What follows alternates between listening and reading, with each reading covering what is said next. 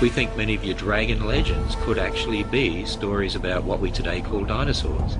People would say that the dragon legends of old are obviously not true, but it's only obvious because of their preconception that dinosaurs died out so long ago. But when you have this universal theme right across the globe, many different continents, many different cultures, and over a vast span of human history, then there's probably going to have to be some universal core truth there. Dinosaurs are probably used more than anything to convince people of millions of years. I mean, even little kids all know about dinosaurs. Just say the word dinosaurs and see what they say next. They probably would say evolution. Those two concepts are inextricably linked. The most common objections they encounter is that the Bible can't be true because science has disproved it. You ask them what that means, they mean evolution millions of years. If the soft tissue means what it apparently means, and that is that dinosaurs were around recently. There was no dinosaur age where only dinosaurs lived, and it was millions of years ago. Once you topple millions of years, you have no time for evolution. The more you study about dinosaurs, they really fit with creation. And the evidence seems to go with humans encountering dinosaurs, and not very long ago.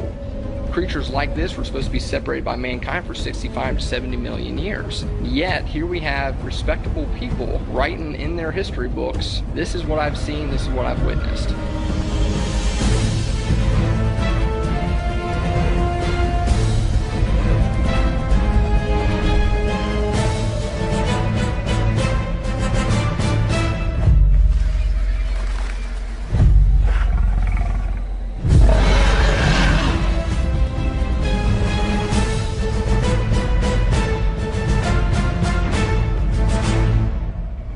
Why are you picking that one? It's a good story. You know someone's going to say something. Like what? Got something against Danny? Oh, don't play dumb. You know what I mean. Still gonna read it. It's on you then. Nothing to do with me. Fine. Okay, kids, come on over. Gather round. We're gonna have story time. Come on, find a seat on the carpet. Can everybody see? Yeah? Okay, good. Okay, guys, today's story is called Danny the Dragon. Thank you all for coming. Please note that the opinions expressed during the story time are those of the author and do not necessarily represent those of the Monroe Library or its staff. Thanks, Tony. Would you like me to have them sign release forms? Once upon a time, not too long ago, there was a dragon named Danny. He lived in a deep, isolated cave along an ocean coast. One day, he wandered out of the water and saw some houses and people. Curious, he lumbered closer for a better look. Dragons, just the word conjures up all these images, and people's attention goes right to the dragons. People want to know about dragons. Dragon legend is absolutely a phenomenon. There are literally too many legends to count. They're in every tribe and nation, every people group, and you have them in China, Australia, Africa, Europe, North America, and South America, everywhere people inhabit. Dragons are really interesting creatures. I think there's not a child with soul so dead that he hasn't become fascinated by dragon stories and dragon legends. And the thing that's always struck me as amazing is that it's not a regional legend. It's not a legend of the Chinese but nobody else, or a legend of the Europeans and nobody else. It's everybody's legend. Now, a legend is, of course, a legend. It's a fairy tale. But is there, in fact, most anthropologists will tell you that whenever you have a legend or mythology, that there's usually something that happened that started that myth. So the point is there is some consistent threads in these different cultures, South Sea Islands, South Pacific, American Indians, and so forth. So when you find the similar kinds of legends that suggest that either a common legend exchange or those legends deriving from some kind of historical antecedent. If we're to believe that they're mythological, that really presents a logical problem for us, because there is a consistency that happens throughout all the dragon legends. Of course, dragon legends can become sensational. You know, a lot of your pagan religions attach some sort of meaning to these things. Like a lot of times in Chinese mythology, a dragon would, be responsible for the tides, or it would control the water or something like that. But if you scrape away all the sensationalism, you actually have a very real creature at the bottom of, and that is consistent throughout really the entire world, you just have a large scaled reptile that has many of them fly, some of them don't, but the ones that do fly have wings like a bat, and they're carnivorous, and they're basically going to gnaw your face off. And it is consistent no matter where you go, and that truly is remarkable. They look like big reptiles with long tails, with scales, with sharp teeth, claws, oftentimes 3 claws, by the way, which many of the dinosaurs did have 3 claws, like the theropods. So I believe they're what many people have called dragons, or have been translated to the word dragon, really reflect a human experience, widespread among almost all cultures, of having witnessed at some point in history very, very large, very frightening reptiles. You know, the dragon legends, the stories of these dragons, they always talk about these huge reptilian beasts with fierce teeth and prickly spines, and they just sound so much like dinosaurs. It's like knowing about Julius Caesar or Alexander the Great. We have to rely on historical records of these things, because you can't scientifically prove that Julius Caesar existed. It's always a matter of history. And I think dragons, a lot of that will be widespread historical writings of such creatures, including, for instance, the Chinese calendar, where you have 12 animals.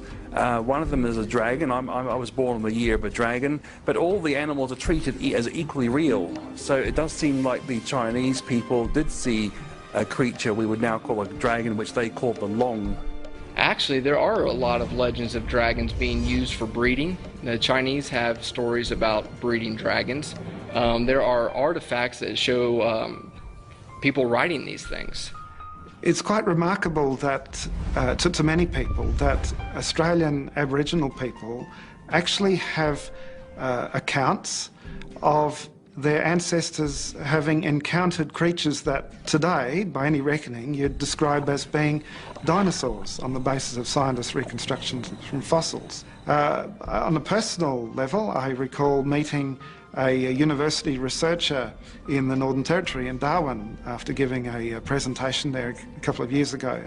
And she said that she'd been working with the local Larrakia Aboriginal people, and they had a word for a fierce creature that lived in the local swamps there that used to terrorise the first Aboriginal people who'd come to that area via canoes from another country far away. And when this university researcher said to them, "Oh, that word obviously means crocodile," the Larrakia people responded, "No, we've got a different word for crocodile. This other creature, in fact, looks very similar to some of your dinosaurs in your children's book about dinosaurs." There is an Indian legend called the Thunderbirds. And according to legend, these huge bird-like creatures would fly, and they would actually be able to bring thunder with them. And at first that seems sensational. But if you start looking at the evidence, things change just a little bit. Because what is in the Black Hills in South Dakota, the legend is that these giant thunderbirds would actually fly to the top of the Black Hills, and they would like nest there. Now what is fascinating is that scientists have long believed that those kind of gigantic creatures needed strong winds to propel them to high heights.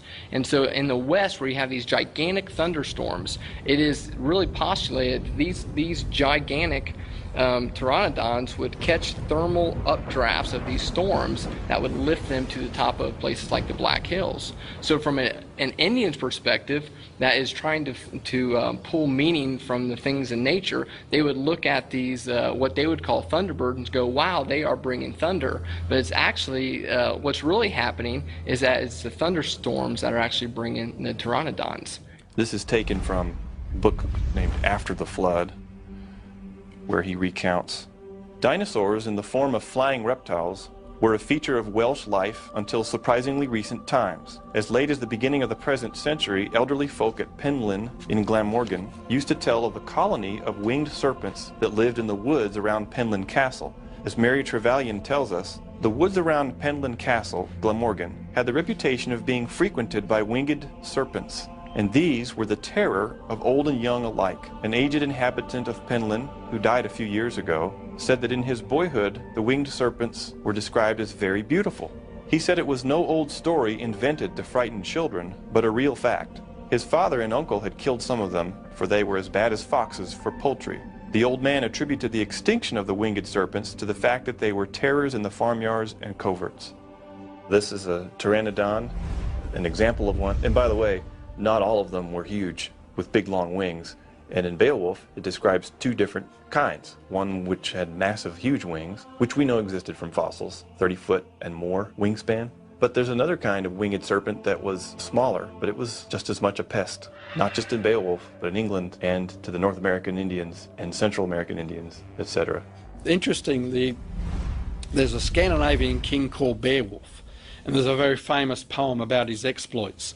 And if you read about his description of this big beast that he killed because it was terrorizing the villagers, it's a very accurate description of a Tyrannosaurus rex. Most people say Beowulf is entirely mythical because there's all these monsters in it. But if you read Beowulf, the poem, it doesn't say fairies and magic elves. It's talking about the Grendel. It's talking about a bipedal monster with giant mouth and big teeth that ate people, just like we might imagine a pteropod dinosaur might do. In the Agat National Park in Nebraska, there are these structures in the side of the rocks called Devil's Corkscrews. And for years, scientists thought that the plants or some sort of plant created these spiral structures that descend from the surface down about 6 feet.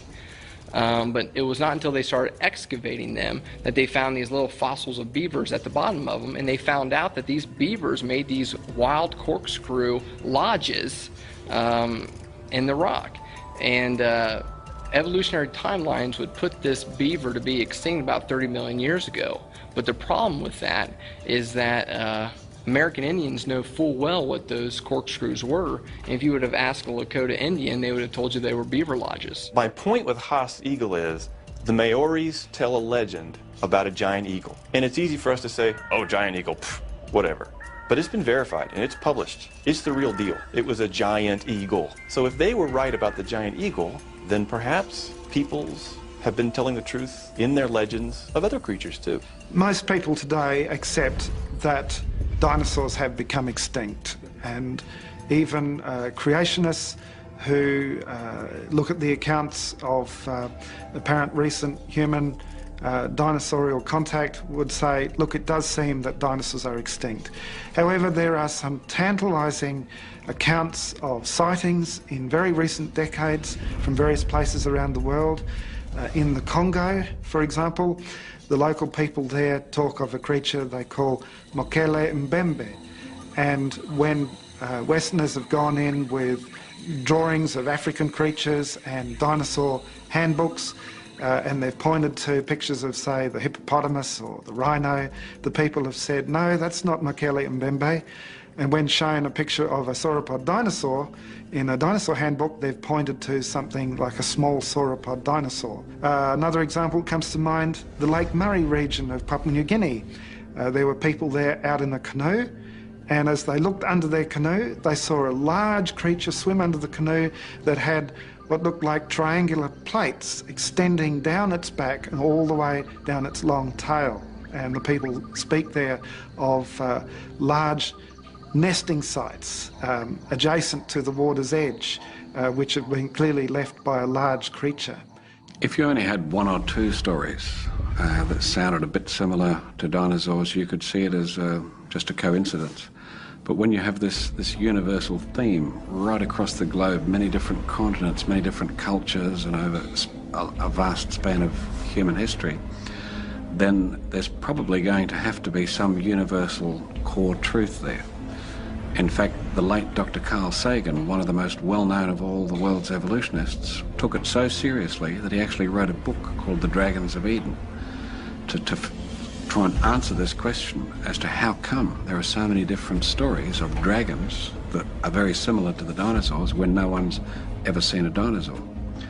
And the answer he came up with in his book was essentially that well, we evolved from reptiles, so part of our brain is a sort of a leftover of when we lived in the age of the reptiles, and so dragon legends are really, if you like, inherited memories from the age of reptiles.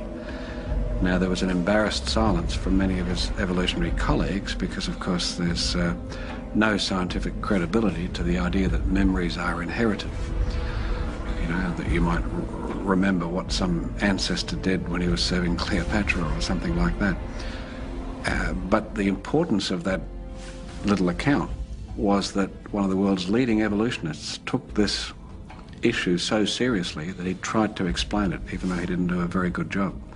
A much better explanation is that the Bible is right, that man and dinosaur did live together, and what we see are the somewhat corrupted legends, somewhat corrupted stories of a time when people and dinosaurs did really know each other. Some people saw Danny coming. He was huge with scales and a long tail. They ran away screaming, "Dragon, dragon, run for your lives!" Danny yelled, "Come back!" But it just sounded like, "Roar!" This made everyone run faster. Stories about Danny's huge teeth and claws soon spread across the land. If these really are stories based on memory, that means that at one point in time, man did see dinosaurs. In National Bridges National Monument, Utah, there's actually some carvings, petroglyphs, done by the Indians that even an evolutionist in an evolutionary textbook says looks like a sauropod dinosaur. And we've actually had a team go out there, they've seen it, photographed it, did a wax cloth impression of it, and it just looks like a sauropod dinosaur. But of course the evolutionists would say, well, no, it must be some mythical animal. Why? Because dinosaurs didn't live with people. Well, how do you know that? And so to me, that sort of evidence, when you look at your dragon legends, many of the descriptions of those dragons actually fit nicely what we would call dinosaurs. And many of your dragon carvings, for instance, that you see, dragon paintings around the world, they look like some of the dinosaurs that we would understand existed from the fossil record. The exact date was 1186 AD. And it's a stone temple. It's in the Angkor Wat temple complex around Cambodia. And in a jungle area. There's a number of stone carvings of things that are familiar to us today, along with Hindu and Buddhist mythology.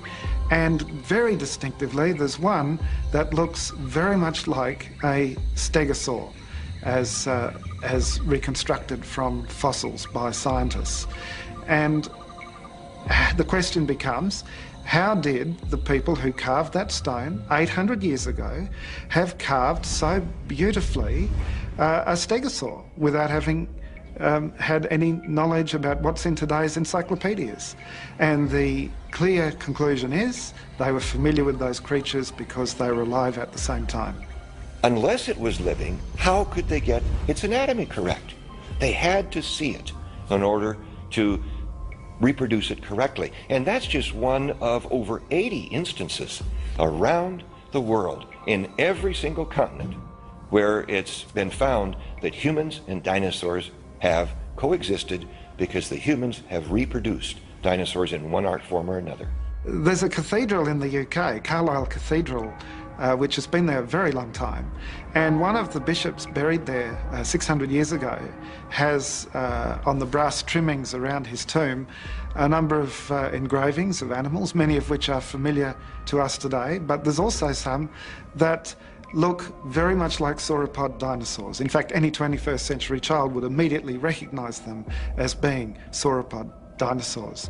And so when we think about the evolutionary view that says dinosaurs became extinct 65 million years ago, and then we look at these sauropod dinosaur engravings on this 600-year-old tomb, how did they get there? The oldest artifact that we have, period, is an Egyptian slate that commemorates an Egyptian king. And Hierakonpolis slate is one of the names given to this artifact. And on one side it shows him grasping the head of his recently defeated foe and about to chop the head off. So it's a slate saying, look how great I am. And on the back, it's got some Egyptians with ropes around necks of two great sauropod looking, I mean, they look just like a children's book with a Apatosaurus on it or something, necks intertwined. And we have this motif repeated on two different, totally different places, separated by hundreds of years. Obviously, if there are engravings of sauropod dinosaurs which are hundreds of years old, prior to any scientists' reconstructions of fossils, the only way that we could say that they could have done it so intelligently was if they had viewed the creatures for themselves, or at least had access to sketches or drawings or descriptions made by eyewitnesses of those creatures at around that time.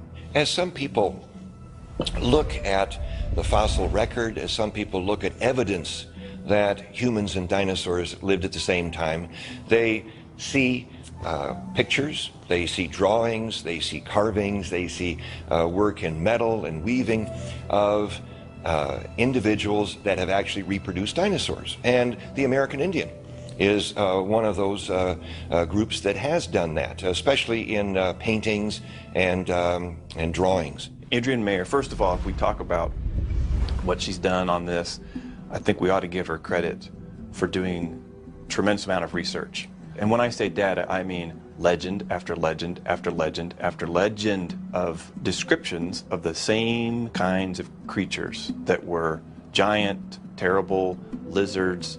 There were thunderbirds, there were water monsters given the same description from tribe after tribe after tribe across North America, but even in South America and Central America. We've got this robust, legendary lore, complete with descriptions of habitat, descriptions of habit, anatomical attributes. Where did all this come from?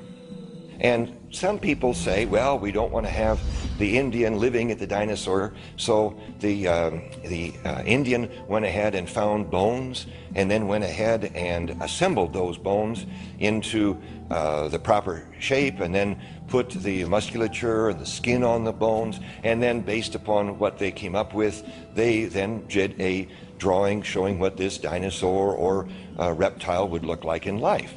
Now, with all due respect to the skills of the American Indian, and there are a great many of them, I honestly don't know if paleontology hundreds of years ago was one of them. Well, the very fact that we have these artifacts begs the question, how did they know to draw these? In other words, if they're mythological, how is it that they all drew the same exact myth, and yet they're separated through distant time as well as distant geography? And the question, it's a tough one to answer because it depends on your worldview. And if you back up and think, if I just go based on the data, then it seems to suggest on its surface that these people, real live people, at some point encountered creatures that looked like this. I've been informed that in a cave in France there's a mammoth seemingly engaged with or in combat with a dinosaur. Now, if that's so, that's very significant, because even though mammoths are extinct, everybody accepts that mammoths and humans live together, because you sometimes find spear points of human spears in mammoth fossils or mammoth skeletal remains in caves. And of course there are many drawings of mammoths by people, and everybody agrees they're mammoths. So if mammoths and humans are together, and you see a picture of a mammoth and a dinosaur together, then obviously dinosaurs and humans were together too, which of course evolutionists say is impossible. American Indians had this legend. They called this creature the grandfather of the buffalo. And you know, that's an interesting description, because you're like, okay, what would a grandfather buffalo look like? Obviously it would have long hair, it would look like a buffalo, but they said it was much, much, much bigger. Well, there was a waterfall found in Minneapolis, and underneath this waterfall was this tusks of a mammoth. And Indians actually pointed to that spot and said that's where the grandfather of the buffalo lived. And what's fascinating is if they were able to understand the flesh, they were understand the hairy characteristics of this mammoth, there's only one way they could have known that, is if they would have actually seen the creature. And once again we see that the evolutionary time frame, that the layers in the rocks represent millions of years, comes to grief on things like this, which show that people, dinosaurs and mammoths and many creatures that we're familiar with today all lived at the same time. First of all, what we have to understand now, was not until the year 1822 when Gideon Mantle and his wife found the iguanodon tooth. And that was supposedly the absolute beginning of our understanding of dinosaurs. And modern academia will tell you that is when we discovered them. Well, the problem with that is that we have all these images of ancient people groups that had intimate knowledge of dinosaurs. They drew them on vases, they were on pottery, and if it is true that they had no knowledge of dinosaurs, then where in the world did all those images come from? The people went to the police and demanded that something be done. The police gathered their weapons and their bravest officers and went off to see what they could find. Danny was terrified. He just wanted to find a friend. He was very old and had looked everywhere but couldn't find anyone else like him. It was like he was the last dragon on Earth. You know, it's funny how historians treat ancient history. Because we've got a lot of ancient historians writing things that we take today as matter of fact, like, you know, this event happened, okay. But then when they start talking about some other things that they believed were true, historians will just discount it. Like, you know, Marco Polo's writing about dragons, Alexander the Great's talking about his giant lizard that frightened his army. And there's all sorts of other accounts in history as matter of fact accounts of great lizard-like beasts, and yet they're routinely discredited as not being true. You know, it is a misnomer that some of these dragon legends, or all the dragon legends, are just a product of opium-inspired pagan religions. I mean, that is not the case at all. What you have is you have actual historians. You have Herodotus, you have Flavius Josephus, you have Marco Polo that talk about dragons. Herodotus actually heard an account of flying reptiles, and he went and checked it out himself. And so, I mean, he showed the mettle of a true historian. 400 years later or so, you have Flavius Josephus, an incredible Jewish historian, also talking about seemingly the same creature. You have this flying reptile. You have Marco Polo that after his journey to China is describing a huge dragon. He calls it a dragon with this tail that is really dragging through the sand, leaving these marks. And we come to the point where we have to ask ourselves, are all these people just making this up? They're describing creatures that were not supposed to be alive then. According to evolutionary theory, that creatures like this were supposed to be separated by mankind for 65 to 70 million years. Yet, here we have respectable people writing in their history books, this is what I've seen, this is what I've witnessed. And they sound just like dinosaurs. Well, I think we should take the testimony of these very reliable historians. For the most part, I think that they were very candid in what they were writing about when it came to historical narrative. And if they were talking about these large, formidable creatures, I don't see why there's any reason to question that. If man and dinosaurs never lived together but were separated by millions of years, then we have to say all those ancients were mistaken. And I don't believe that we should accuse them of that, because they were intelligent people like you and I. They built cities before the flood. We're told that they had musical instruments. They had tools of iron and brass. Now you think about that. Before the flood they had metal tools. That implies they had to find the metals, they had to mine them, and they had to smelt them exactly like we do today. So let us not dare accuse ancient people of being unintelligent and untechnological. The Bible does use the term dragons over and over again. It talks about ocean dragons, it talks about flying dragons, it talks about land dragons. And you know, that seems to fit with these great reptilian beasts that include the dinosaurs. And it makes sense.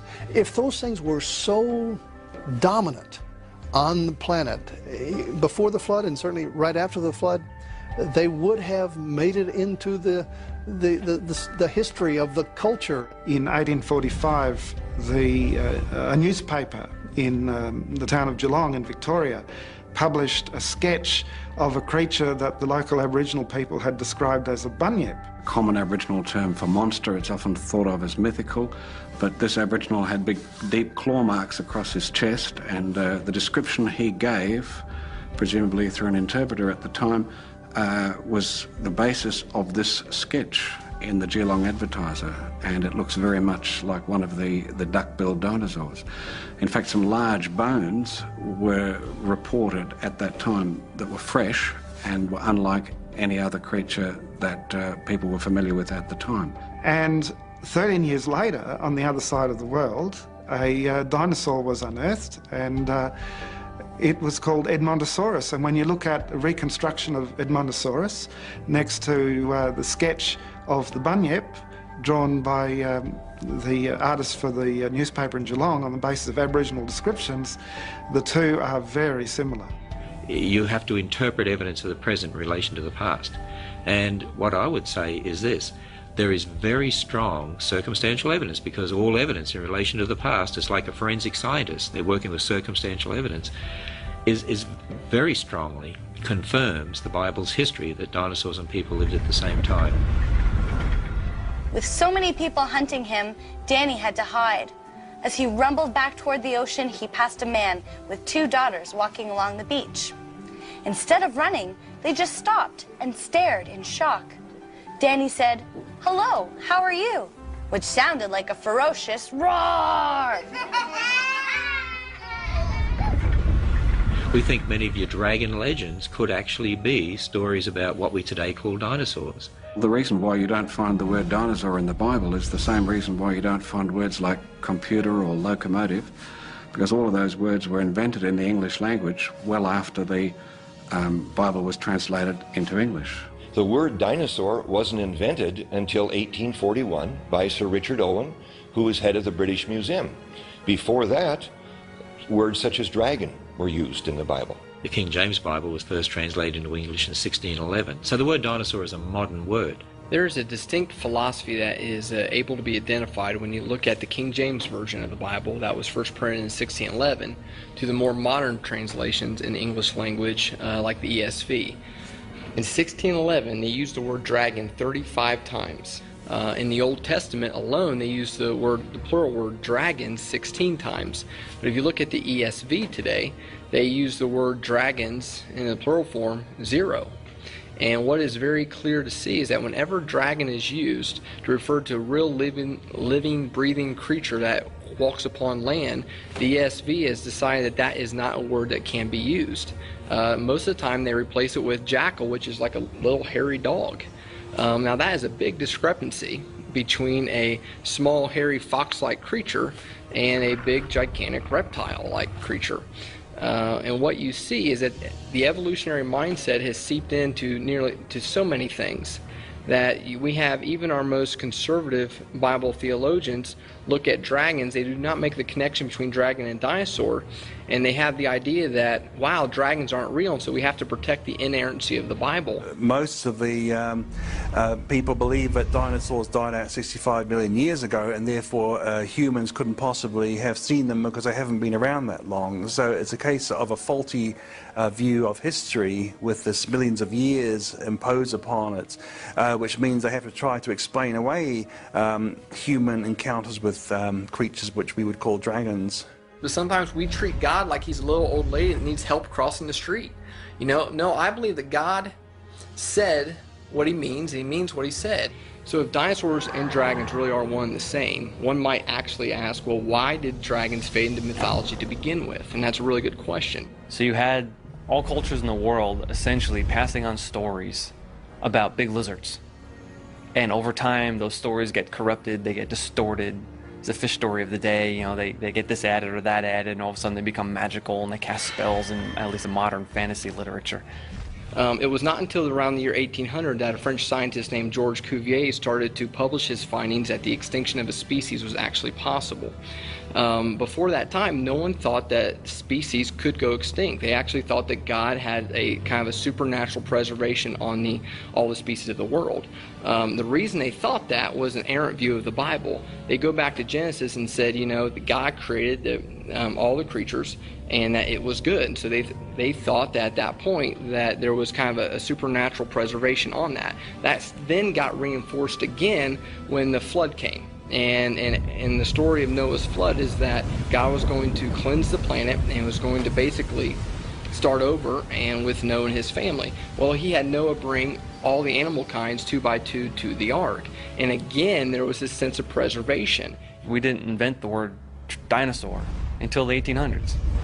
And so anything before the 1800s could not have used the word dinosaur. And so no Bible translations would use the word dinosaur prior to the 1800s. And since then, no Bible translation would dare to use the word dinosaur because of pressure from the evolutionists. So people before the 1800, as they're hearing the stories of dragons, they're looking around saying, I don't see that creature alive today. And if it is not alive today, then it was never alive. And that is how and why dragons fade into mythology. There are a lot of things that over the years have been found that were thought to have been extinct. Some mammals, some fishes, some plants. The coelacanth was the classic example from the early 1900s. The Wollemi pine, which was discovered in the later 1900s. So there's a lot of things that pop up that no one thought should be, everyone thought went extinct, But it turns out that they're still here and they're essentially unchanged from the way they were supposedly millions of years ago. And also there's an Australian living fossil that's very well known. It's called the Wollemi pine. And it was found in a very isolated part of a conservation reserve near Sydney in New South Wales. And it quickly became known as the dinosaur tree, because they said it had lived alongside the dinosaurs, and the initial dating of the Wollemi pine fossils was that it had been thought to be extinct for many millions of years. Now, when they found this Wollemi pine just a short time ago, the curator of the Sydney Botanical Gardens apparently said, it's just like finding a live dinosaur. I think he said a live small dinosaur, because the point is it has exactly the same significance. Now, the coelacanth is a fish. Fossils have been found of this fish that the evolutionists say died out, say, 70 million years ago, came on the scene about 400 million years ago. The reality is, in 1938, off of the island of Madagascar, fishermen started catching coelacanths. And so now the evolutionist is presented with a problem. If coelacanths died out 75 million years ago, what's a live one doing in 1938? And they found a lot more of them. Some are even in aquariums today. Here's an interesting thing. Years ago, when I was in undergraduate school in Minnesota, I was taking a course in botany, and our professor took us all outside the botany building to pay obeisance to a ginkgo tree. And we all stood around in just deep reverence looking at this ginkgo tree, because we were told that this ginkgo tree, we can see it in the fossil record back to the time of the dinosaurs and beyond, and here it is growing alive and well just outside of our botany building. And isn't that amazing? And boy, we were impressed. But you know, now that I look back on that, why didn't our prof just show us the far more abundant oak trees and elm trees? Because they're in the fossil record too.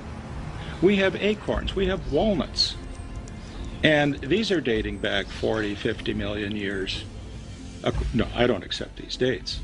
I believe the Earth is 6,000 years old. But if you're going to accept these dates, we have a tank here in the Creation Museum that is full of native Kentucky aquatic creatures. Sunfish, which have been found, the good old sunny you fish for, you know, if you like to fish. They were around back, according to the fossil record, 40, 50 million years ago. Garfish go back at least as far as the dinosaurs. We have the short-nosed gar in the tank. Turtles, 120 million years. Bats, 60 million years, 50 million years, and they look just like the bats do today. Amber is what I call a time capsule. It is some amber is supposed to be up to 50 million years old, and quite a bit of amber has what are called inclusions in it.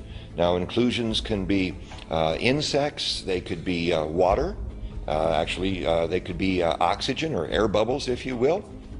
And the reason I call amber a time capsule is, lo and behold, when we find, for example, ants and termites, we've even found the pine bark beetle that is decimating the forests in the Rocky Mountain West. These animals, or these insects, if you will, are exactly the same as what we have today. The Jurassic shrimp was supposed to become extinct during the Jurassic time, and yet they're alive and well and just as delicious today as back in the alleged evolutionary past. And so these living fossils, I think, are clear testimony to the youth of this Earth. Terrified, the man pushed his daughters behind him and said, "Oh God, you are wonderful and powerful and created such amazing creatures. Please don't let him eat my daughters. As you love all your creation, I love them." Then he turned and plunged back into the ocean. According to conventional wisdom, the dinosaurs lived from about 250 million years ago to about 65 million years ago. The reason why they say that is after the so-called Cretaceous layers, you don't find any more dinosaur fossils above there. And so they believe the dinosaurs were wiped out 65 million years ago. And they believe that man only evolved in the last 2 million years, say, because we only find human fossils at the very top of the layers. And so man and dinosaurs, in their view, could never have lived together. because they would be separated by over 60 million years. An evolutionist would look at the fossil record, and they would, based on their idea that the Earth is ancient and that the present is the key to the past, and they would look at natural processes which act very slowly, they would say, therefore, the fossil record must have accumulated very slowly. And because it's such a slow process, it's actually, you can look at it and look at different eras of time. And so in this section, these fossils are buried. That means that these fossils are alive at one point in time. And then if there's a layer that appears above that, well, that must be a later period of time. There's a different set of fossils being buried there. That's a snapshot of a different period of time. And then they build this very elaborate tree structure of all of life, and they build this very elaborate model of the geologic record. Well, basically what they do is look at the sedimentary rock units in the Jurassic layer, and they find some dinosaurs there, and they say because we find dinosaurs here, this particular layer is at least 70, 75 million years old. And so it is a tautology where they date the fossils by the rock layers, and they date the rock layers by the fossils that they find in them. And so it is a cause for circuitous or circular reasoning. I did 1 year of geology in my university, and it's interesting that the head of the department said the fossil record does not support Darwinian evolution. He said this plainly. He made it clear he was not a creationist, but he did say the fossil record seems to support a series of divine creations. This I heard from the professor of geology, and professor in New Zealand was the highest rank of university teachers, not just any old lecturer. Well, fossils are formed only under special circumstances. I'm a marine biologist. I'm a scuba diver. I lost count after about 500 scuba dives. And it's funny because most people think marine biologists study whales and dolphins, but really most marine biologists study worms and bacteria and mud. And so in my life, I've studied a lot of mud. I've dug mud in lakes, rivers, and streams all over the southeast. Looked at the sediments all up and down the Florida Keys, over in the Bahamas, in Belize. One trip to the South Pacific, which was very nice. And all that digging and all that sand and all that dirt and all that mud, I've never found a fish skeleton. I've never found an incipient fossil. I've never found something that was being fossilized. Because fish, when they die, when they finally do hit the bottom, they're eaten by everything. And usually they're eaten on the way down. And so their bones tend to be scattered all over the place, and their flesh is destroyed. And even if they land in the mud, the bones dissolve over time in the water. They're made of calcium carbonate, it's soluble in seawater. It takes special circumstances to make a fossil. And most of those circumstances are met by Noah's flood, where you have a very rapid amount of sedimentation. We have lots of fossils being buried very quickly, being sealed off away from oxygen, and then being impregnated by the minerals that dissolved in the water that can recrystallize inside those bones, prevent them from dissolving away, and you get a fossil. I believe those dinosaurs were buried in sediment at the time of Noah's flood, which would have been about 4,000 years ago. So either at the time of the flood or at some point after the flood, during the runoff, because all the dinosaurs that we know of, with rare exception, are buried in water-deposited sediment. As Ken Ham says, if there really was a worldwide flood, you'd expect to see billions of things buried in rock layers deposited by water all over the earth. And what you really see are billions of dead things buried in rock layers deposited by water all over the earth. And that is certainly true of the dinosaurs. And when you read about them, they always are described as having wandered too close to an inland sea or lake, and maybe got a little tipsy and fell in. And before their flesh could rot, before scavengers could eat it, they became encased in a very cementatious rock. This isn't going on today. I have rabbits and squirrels in my backyard. I don't know what happens to them when they die. I've never seen any little rabbit funerals or anything like that. And I'll tell you, they're certainly not making fossils. You can't get a fossil if a dinosaur died in the forest. It's going to rot away and get scavenged, and you can see that in the farms today. You don't see sheep and cattle's fossilized, and you have to bury them quickly. And when you have something like a global flood, you're going to bury lots of creatures, and that's why we find lots of fossil dinosaur graveyards where they've been washed in, like the Iguanodon graveyard. Which makes sense if you've got a huge catastrophe, a watery catastrophe. And of course, when you have a watery catastrophe, you don't need millions of years to explain the rock layers either. Right behind me is what is called a polystrate fossil. Poly meaning many, straight meaning strata. So here's a fossil that is straight up and down, going through many layers of strata. And what is significant about that? Well, first off, the conventional wisdom around here in the Hell Creek Formation is that it could take 1,000 years, a centimeter, to lay down all of the sedimentary deposits. Well, is that polystrate fossil behind me going to wait around for 100,000 years while slowly all of the sediment is put in around it to hold it straight up? No.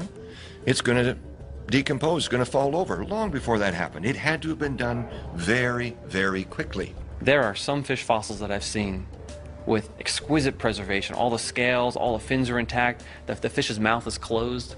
His gills are closed, which is indication that he was buried in squish. In fact, the streamlines around the fish in the mud, it looks like he was struggling and trying to swim as he's being buried. We've got abundant evidence of rapid fossilization. There's some three-dimensional dinosaurs that are preserved where a dinosaur is crouching down and yet he's covered in mud, and the only way to do that is if the mud is accumulating so quickly that he's literally suffocated in the mud, because if he had died he would have fallen over, or at least would have laid down flat. But no, he's crouching, the mud covers all the way up above his head. And Mount St. Helens is certainly an excellent example, because we saw things happen there that blew geologists' mind. May 1980, the eruption of Mount St. Helens, and the next, in that major eruption and subsequent ones, up to 600 feet of rock layers, new material was deposited around Mount St. Helens.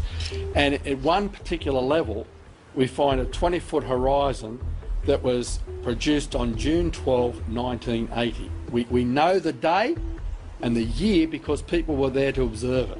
So it's testable. You know, we've got reliable eyewitness accounts. But within that 20-foot thick layer, we have multiplicity of small layers, alternating coarse and fine-grained layers.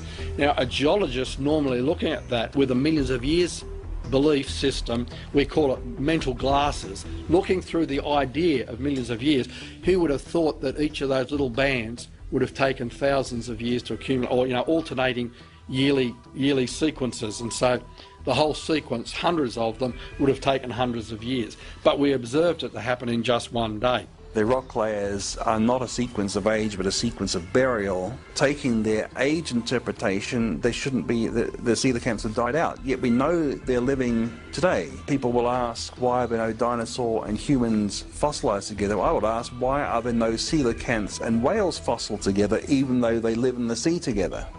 It's because they just weren't buried together. Now, how do you explain that by slow and gradual processes with little local floods over millions of years? Now, only a global flood can explain rock layers with marine fossils up on the continents that were catastrophically deposited and buried that swept right across the continents and between continents. I mean, the evidence is crying out for catastrophe. It screams Noah's flood, it therefore screams a young Earth.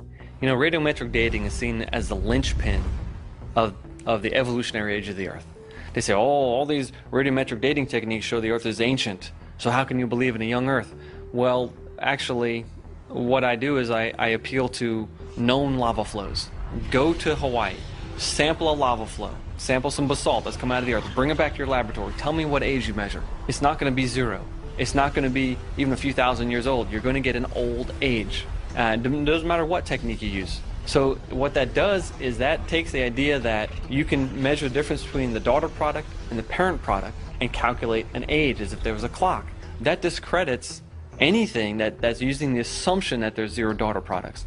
Well, I was involved in a project called the RATE project, RATE. It stands for Radioisotopes and the Age of the Earth. It was an acronym that we put together to describe so people could quickly identify what this project was, and it was conducted between 1997 and 2005, and we got some exciting evidences that confirm that the conclusion we came to was that the nuclear decay rates, radioactive decay rates, had been grossly accelerated at some time or times in the past. At some event, the decay rates had been accelerated, that had been speeded up to such an enormous extent that you could essentially have hundreds of millions of years worth of nuclear decay measured by the rates at which they occur today, all of that happening within a few thousand years. So one of the best examples we came up with, well, there are several good ones. There were tiny crystals found in a granite in New Mexico from a drill hole. And essentially, when uranium decays to lead, the parent decays to the daughter lead, the byproduct is helium. And helium gas it's chemically stable, it doesn't react with other elements. It's what we call an inert element or inert gas. And because it's only got small atoms, it could leak very easily out of those crystals. But we found that the uranium lead date for these crystals, with the millions of years scenario, using the radioisotope dating, was 1.5 billion years. But most of the helium that would have been produced by that amount of nuclear decay was still in the crystals. So we made predictions. Then we sent the crystals to a well-recognised laboratory who was well known for doing that work to actually measure the rate of leakage. And where did it fit? Exactly on the 6,000 year prediction. In other words, while the uranium to lead clock had ticked at the rate of 1.5 billion years, that's 1,500 million years, while uranium had been ticking through that rate, helium had been leaking at a different rate. That means because we know of the law of leakage of these atoms, well-known physical law that we can reproduce in the laboratory, that was a far more credible age determination method. There's some basalt flows that erupted on the rim of the Grand Canyon, flowed down into the canyon all the way to the base of the canyon. That means that the lava flow is younger than the canyon, younger than the uppermost sediments, and yet that lava flow dates to millions of years older than the canyon itself. It really raises the question, how do we know that these techniques are valid?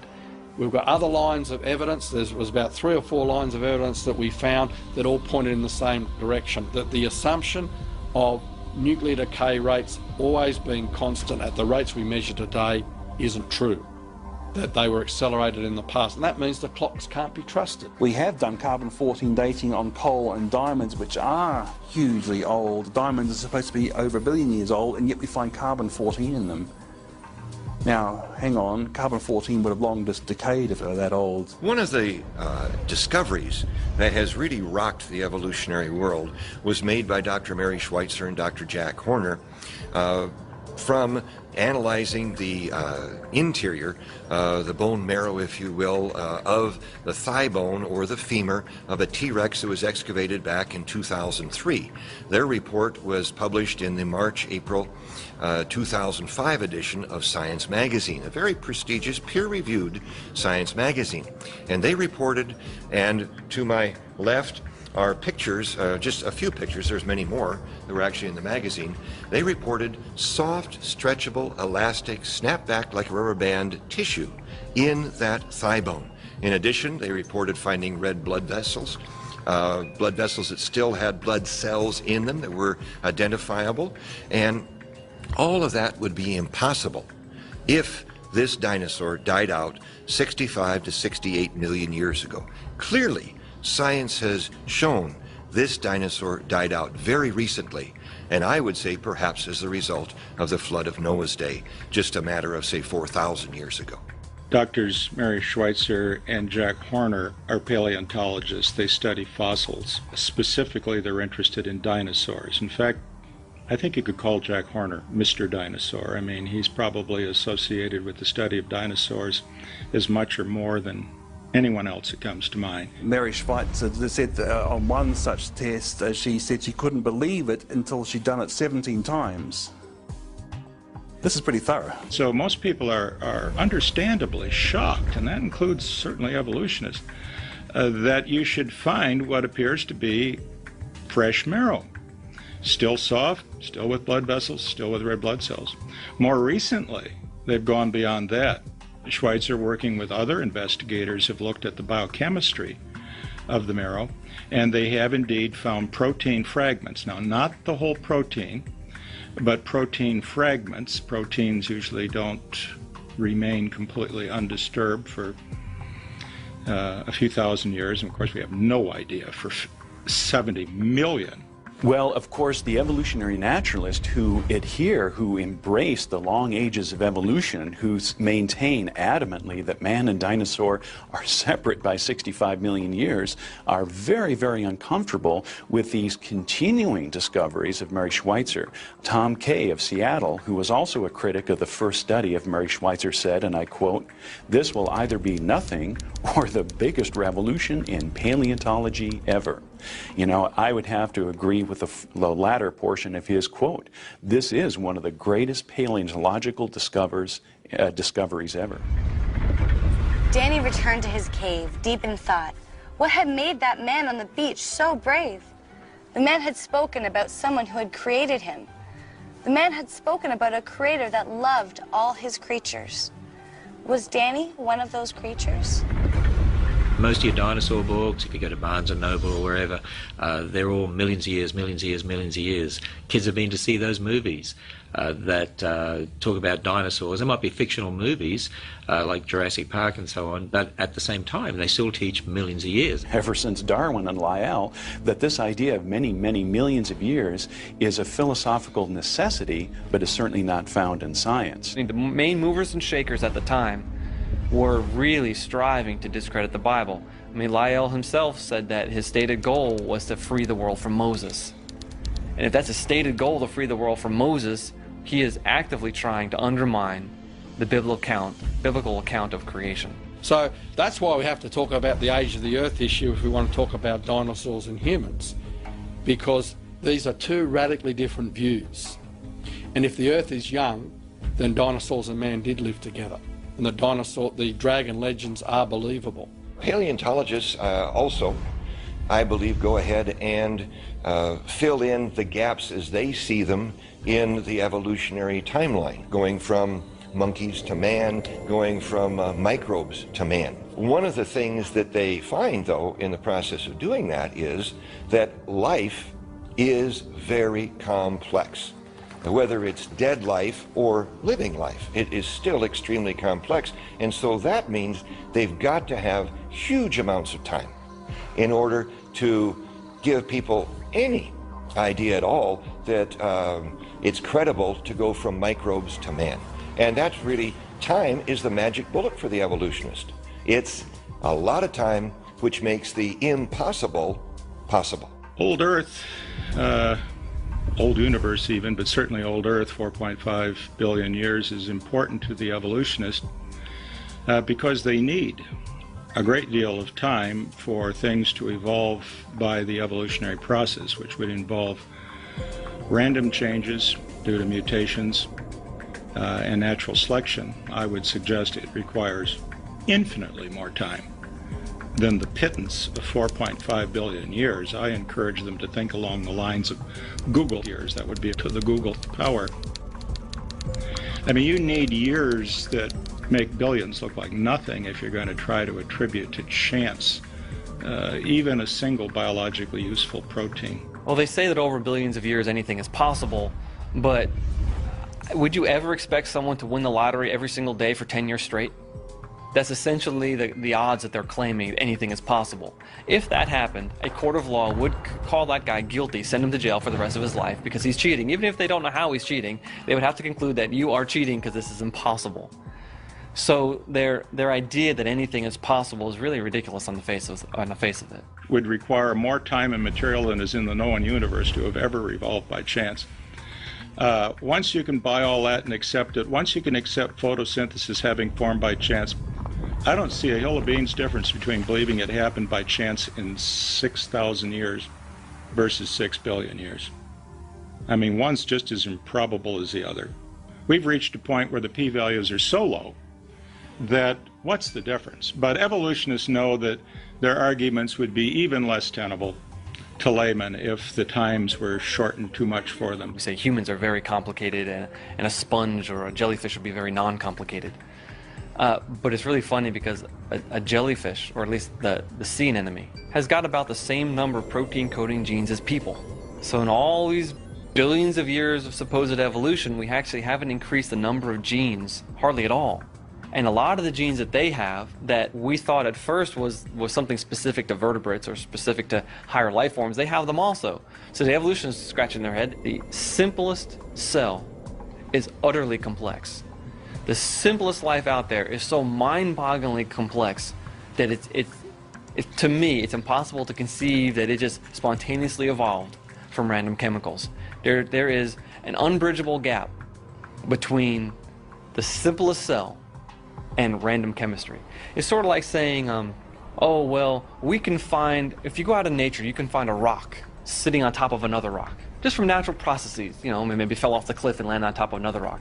And because you can find rocks sitting on top of rocks, that explains the Great Pyramids. Well, of course, that's ridiculous. We have decay. We have the second law of thermodynamics. I look in the mirror every day, and it's hitting me with a vengeance. Yeah, we've been told that if our theories ever run counter to the second law, we can be pretty sure they're not right. The second law basically tells us that at least a closed system, everything goes downhill. Things fall apart. They don't spontaneously self-assemble over the long haul. The evolutionist tries to get out of this by arguing that the Earth is an open system, that energy keeps impacting on the Earth from the sun, and that this energy sort of drives the evolution uphill and causes entropy then to decrease rather than increase. This is really not a good argument. We know that energy is necessary for the assembly of complex things. That's true in an automobile plant. Without energy, the plant comes to a halt. But energy by itself is a necessary but not sufficient condition of, say, making automobiles. One needs information, you need programs, you need sequences. Things have to be done in a certain order. Parts have to arrive at a certain time, have to fit other parts. There's an integration of complexity. Energy alone is not sufficient to explain it. The Achilles heel in evolutionary theory is a lack of transitional species. There should be millions of transitional species. There should be tremendous numbers of transitional species between the major groups of animals, but there aren't. In fact, you've got the Cambrian explosion where all the major phyla of life, the biggest differences that exist, they just poof, appear out of nowhere with no transitional species. You've got Darwin saying that he's leaving up to future generations of geologists to discover all the innumerable transitional species that must exist. But since the 1960s, the fossil record's changed by about 4%. So what they have is a handful of disputable transitional species. Those transitional species they use today were not the ones they used in the 1970s. It's not the ones they used at the 1925 Scopes trial. It's not the ones that Charles Darwin had in his day. Each transitional species seems to have a shelf life of maybe 10 years. And then it's kind of quietly shuffled off to the side, and they think of something else, and something else is brought up as a transitional species. I mean, you had the famous Evolution of the Horse series. Everyone remembers that, the little horse or the big horse. That's not found in the textbooks anymore, and if it is, it shouldn't be, because that's been routinely and soundly discredited. And a lot of the other things that people would remember as the best evidence for evolution really turned out to be no evidence at all. Charles Darwin did the same thing when he thought up his idea of evolution. He saw that the facts of the fossil record did not line up with his theory, and so he made a very unscientific decision. He decided to hold on to his theory and ignore the facts. The same thing happened in the 21st century. Mary Schweitzer said in Discover magazine, April of 2006, quote, "I had one reviewer tell me he didn't care what the data said. He knew that what I was finding wasn't possible. I wrote back and said, well, what data would convince you? And he said, none," end quote. And so here's a perfect example of where people are saying, I have my unproved theory of evolution that spans many, many millions of years, where there's no creator, no designer, it's just time, chance, and natural processes, but the facts don't line up with it. I'd rather hold on to the theory than the facts. Many of the opponents of young Earth creationism point to young Earth creationists as being the enemies of science, that they don't think rationally and they actually stop good science being done. In fact, when you look at the really great breakthroughs of science in recent decades, very often you'll find those who made those breakthroughs were Christians and certainly understood the God of creation. I mean, who can we name bigger, more influential than Isaac Newton? He was a Bible-believing Christian. Pasteur, Kepler, I mean, We're not just talking about mere Nobel Prize winners. We're talking about people that opened up whole areas of science. Boyle, Maxwell, Faraday, George Washington Carver, Louis Pasteur, all of these men of science who are also men of God, who believe that in the beginning, God created. So many people think it's the religion versus science. No, it's the science built on one religion versus the science built on a different religion. And see, I start with a belief that God's word is true, that we have reliable eyewitness accounts of what happened in the past, therefore I build my science on that. Whereas an evolutionist has a belief in millions of years with no God, just everything happening slowly and gradually, and he builds his science on that. What most people have to decide which view is correct. The search continued for Danny, and the tracks he had made were easy to follow.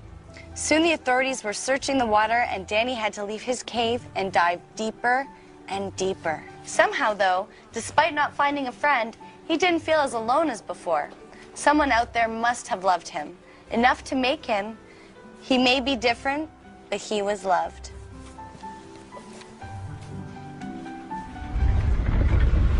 I think that a dinosaur is described in detail more than most other animals in the Bible. I really do.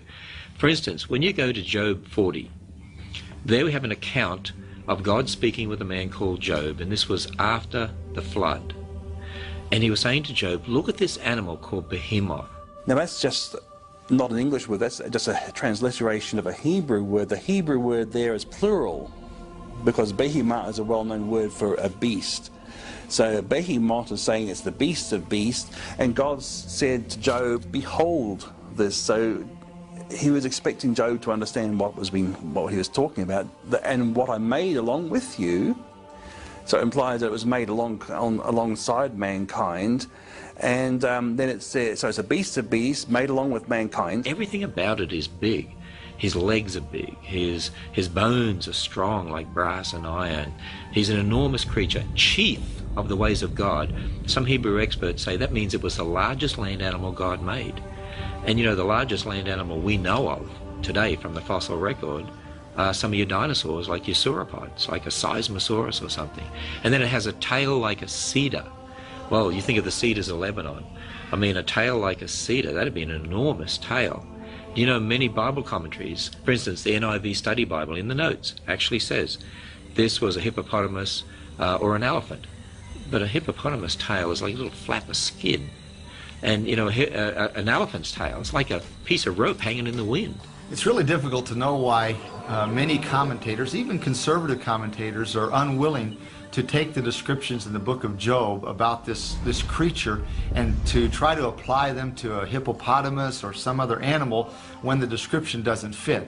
I suppose only they themselves know their motives, and the Lord. Is it that they're afraid of looking foolish or, you know, scientifically simplistic or whatever? But it is very clear that the description of the animal there in Job's book is not a hippopotamus. When we look at the description of that creature, it really does seem to fit with a brachiosaur or a patasaurus, sauropod type dinosaur. You read the description of Behemoth while looking at a fossil at, say, the Pittsburgh Carnegie Mellon Museum of Natural History, and limbs like great bars of iron, you know. That's exactly the way it looks. Doesn't mean the bones were made out of iron. It means they were just like great big bronze tubes and iron tubes, and these big ribs, this immense belly, this big tail. I mean, we're clearly not describing a pussycat. This fits a dinosaur. Well, you know, Leviathan in Job 41 was not a dinosaur because technically the word dinosaur only refers to land animals. So we could say a dinosaur-like creature, if you like, that lived in the sea. The Bible describes it as a dragon that lives in the sea. This thing is about the size of a school bus and weighed 8 tons. And just as Leviathan is described as leaving a trail in the mud with, you know, potsherds, like shattered pieces of pottery, that's the sort of trail that a crocodile makes in the mud. But you're not talking about the crocodile that we know nowadays. If you look at this picture of a modern-day crocodile skull and this Sarcosuchus skull around it, you can see the vast difference in size. And it truly fits the description in the book of Job, where it talks about how, you know, this sort of creature will just shrug off harpoons and arrows and laugh at fish hooks and things like this. And also, the book of Job describes as if it has rows of shields closely interlocking with no space between them. And it's interesting that the description of Sarcosuchus includes the many scutes that have been found, and these are like the big scales, and they are closely overlocking, and they're about 1 foot in diameter, these shields on Leviathan. It says that he breathed fire. Now, when people look at that, they say, well, now we know the Bible can't be trusted because that's just a mythical creature breathing fire. I say, whoa, wait a minute. Who says animals can't breathe fire? I mean, think about it. We have a little beetle called the bombardier beetle that can mix chemicals like hydrogenine and hydrogen peroxide together and blast out hot gases at 212 degrees Fahrenheit to put a frog off its lunch. You look at the electric eel, the ability to electrocute. You look at the spitting cobra that uses a huge gust of air from its lungs to really create an aerosol type effect for its venom that shoots out and will hit the eyes of attackers or enemies. You start looking at some of these things, you're like, okay, is it possible that these eyewitness accounts really did have some evidence behind them? Interestingly, the snout of Sarcosuchus had a bulla, some sort of a hollow cavity of some sort at the tip that nobody knows exactly what it was for. Could that have been for mixing of chemicals or some sort of a chamber, some sort of a chemical storage chamber for generating the fire and smoke that the book of Job also describes concerning Leviathan? We have the eyewitness testimony of these dragons in the world after the flood, which fits them being on the ark with Noah. When we're talking about dinosaurs and talking about dinosaurs as being on the ark of Noah, boy, immediately some people that don't believe that, their antenna goes up. They say, oh, dinosaurs are too big. They couldn't have fit on the ark.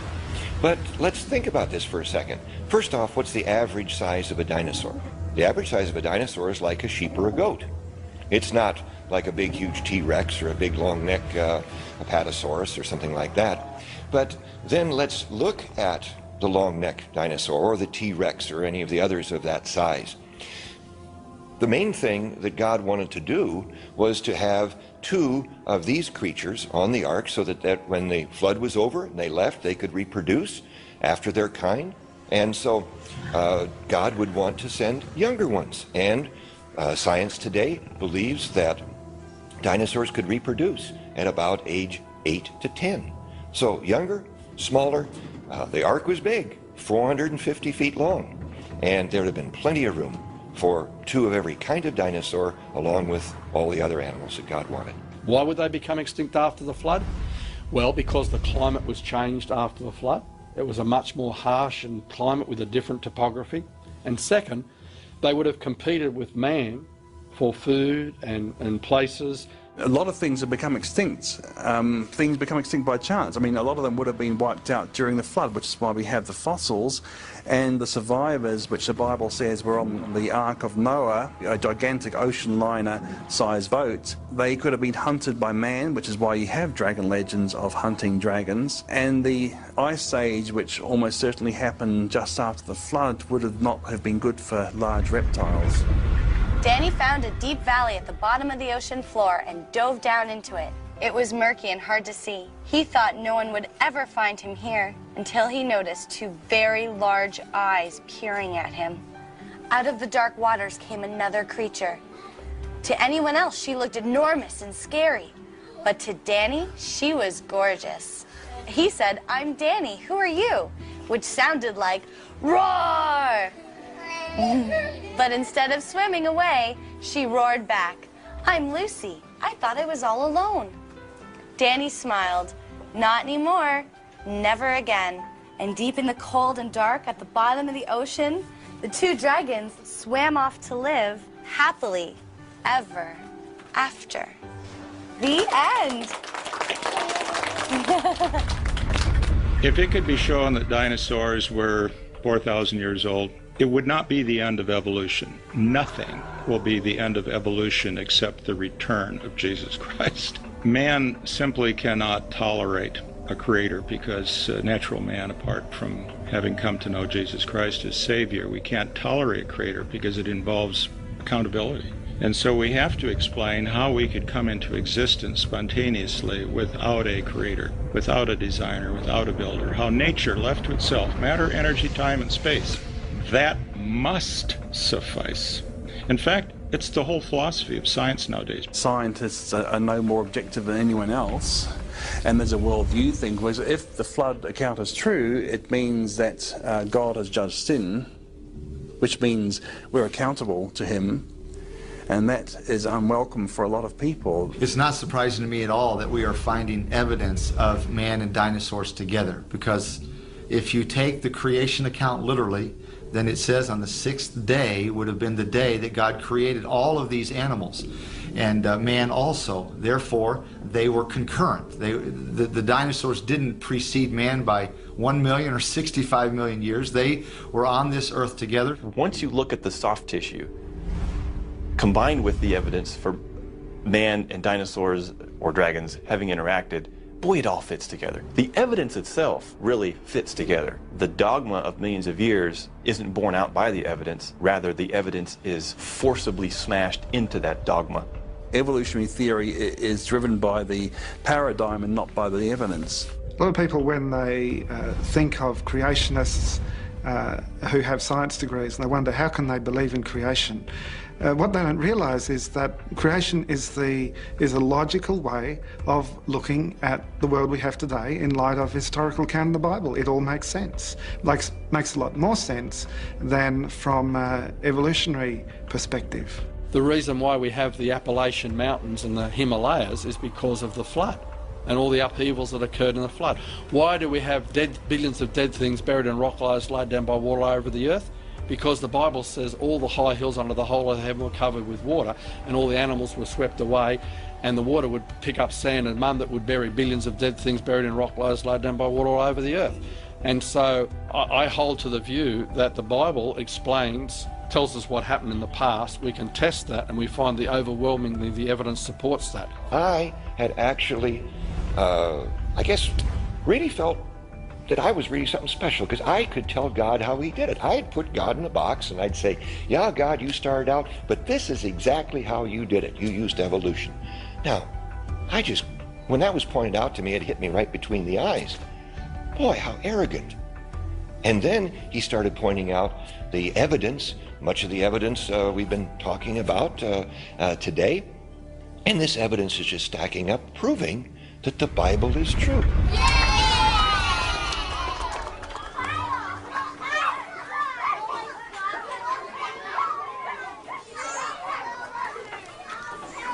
Hi, I thought this was a public library. It is. Is there something I can help you with? Yeah, the story was a little preachy. Who decides what to read? I'm sorry you feel that way. I actually chose the story. I thought it was nice. Not everyone believes there's a God. I liked it. Daddy, can we take it home? Sure, sweetheart. But let's look for some other books, too.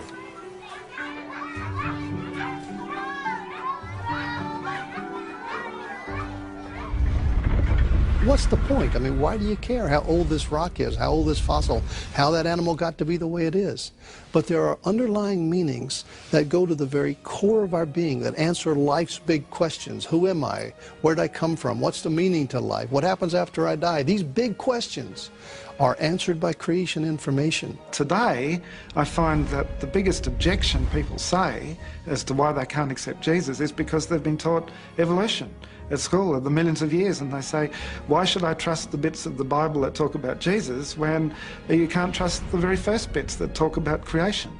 Well, I was an atheist all the way through university because I believed that everything made itself, because I believed in the millions of years and so on, and it was obvious that the history in the Bible, that the gospel depended upon that, that if evolution and millions of years were right, what the Bible was teaching just didn't make sense. It was only when somebody gave me a book that explained how I could look at the same facts and interpret them logically and rationally in a way that was not only intellectually satisfying, but that fitted the Bible and that actually made more sense than the evolutionary long ages point of view, that I could become a Christian. Today's scientific geological discoveries are confirming that processes that used to be thought to take literally hundreds of thousands or millions of years can be done very quickly, which supports the sudden creation, it supports the flood of Noah's day, and is adding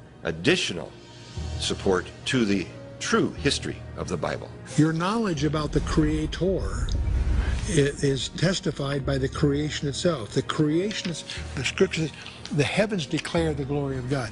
Whether you're talking about astronomy or microscopy, the frontiers of science bear testimony to design.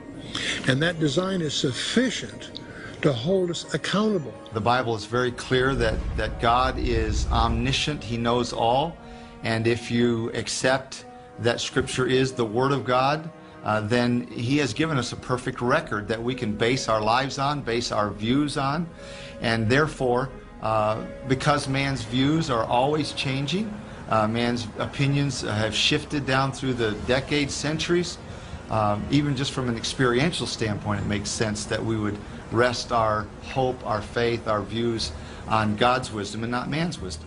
You see, a court, in a courtroom, a judge and jury are going to look for eyewitnesses, aren't they? If they want to re-establish what happened in the past at the scene of the crime, they can have all the forensic evidence they like, but the forensic scientists weren't there. They're interpreting what the blood stains might mean and what this, you know, the gunpowder and the angle and all the rest of it, but they could be wrong. The judge and jury will determine the case from an eyewitness that was there who could describe exactly where the person was standing with the gun, exactly what happened when the gun was fired. You see, that's what we have with the Bible. The Bible is telling us who was holding the gun, who was firing it, what happened. The scientists weren't there. The Bible stands on its own, but from science, we can really establish that it's true. We can find confirmation of it. We can find the evidence that it really did happen just that way. And so when I go and test that, I see there is evidence in God's world that supports God's work. The point is the Creator Himself, who did all this, entered His creation and fulfilled a mission that we were unable to fulfill for ourselves. And He did it on our behalf. That's the staggering discovery that awaits the person who's seriously interested in trying to find out what it's all about. The science we present is in order to remove stumbling blocks from people listening to the gospel message. We're not saved because we believe in Genesis 1:1. We're saved because we believe in Jesus Christ. It's by faith alone, in Christ alone, by grace alone. Think about how contrary evolution is to Christianity. Evolution is this idea of survival of the fittest, which really means extinction of the unfit. The vast majority of everything goes extinct. And yet, how does Christianity approach things? The very kernel nut of Christianity is that not the survival of the fittest, but that the most fit of all, Jesus Christ, died for the unfit, so that the unfit could survive. That's me and you. Jesus entered the human race. Even though He was Creator, He entered creation, and He came as a man, lived a perfect life, died a substitutionary death on the cross for our sins so that we could be redeemed. And a person who acknowledges his or her sin and is willing to humble themselves before God, repent of their sin, and receive Jesus Christ by faith is what the Bible refers to as being born again. That person is given new life, whereas they were dead in their sin. Now they have new life that comes from a genuine relationship with Jesus Christ.